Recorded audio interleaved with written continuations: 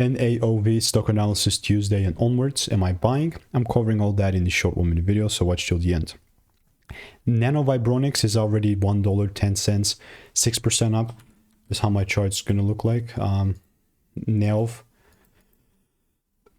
Although it did pull up like 6%, when I'm looking at NAOV, I'm not saying it's a bullish market. Look, I'm trying to be kind and not nice.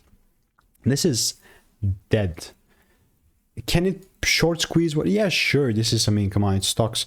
But the likelihood it just keeps delivering lower lows is quite high for me, and nothing can break that. I mean, again, I'm not just saying just to say stuff. I've done this for 5 years, 40,000 videos documented on my YouTube channel. So if you want to learn how I'm making 5-10K per month trading, click the first link in the description, get my free emails, and you know, I'll continue to keep you updated. But other than that, yeah, NAOV,